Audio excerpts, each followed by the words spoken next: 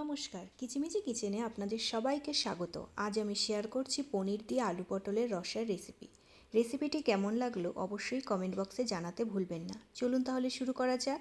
প্রথমে পনিরগুলো ছোট ছোট চৌকো করে কেটে লবণ হলুদ মেখে রেখে দিলাম। এবার গ্যাসে একটি ননস্টিকের প্যান বসিয়ে কিছুটা সর্ষের তেল দিয়ে দিলাম। তেল গরম হয়ে গেলে পনিরগুলো দিয়ে দিলাম। হালকা লালচে করে ভেজে পনিরগুলো একটি বাটিতে তুলে নিলাম। এবার ওই তেলেই কেটে রাখা পটলগুলো দিয়ে লবণ হলুদ দিয়ে ভেজে একটি বাটিতে তুলে নিলাম। এবার জিরে, শুকনো লঙ্কা, তেজপাতা, এলাচ ফোড়ন দিয়ে দিলাম। ফোড়ন নাড়াচাড়া করে সুন্দর গন্ধ বেরোলে কেটে রাখা আলুগুলো দিয়ে দিলাম।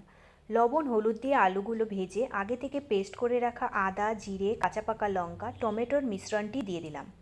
আলুর সাথে মশলা মিশিয়ে সামান্য মশলার বাটি ধোয়া জল দিয়ে আলুর সাথে মশলা কষিয়ে সামান্য চিনি দিয়ে নাড়াচাড়া করে ভেজে রাখা পটলগুলো দিয়ে মশলার সাথে কষিয়ে পরিমাণ মতো জল দিয়ে দিলাম। গ্রেভি ফুটে উঠলে ধনেপাতা কুচি দিয়ে দিলাম। আলু পটল সিদ্ধ হয়ে গেলে ভেজে রাখা পনিরগুলো দিয়ে নাড়াচাড়া করে হাই ফ্লেমে 10 মিনিট ফুটিয়ে নামানোর আগে গরম মশলা গুঁড়ো, ভাজা জিরের গুঁড়ো দিয়ে 5 মিনিট লো ফ্লেমে ফুটিয়ে ঘি দিয়ে মিশিয়ে নামিয়ে নিন। পনির দিয়ে আলু পটলের রসা। ধন্যবাদ।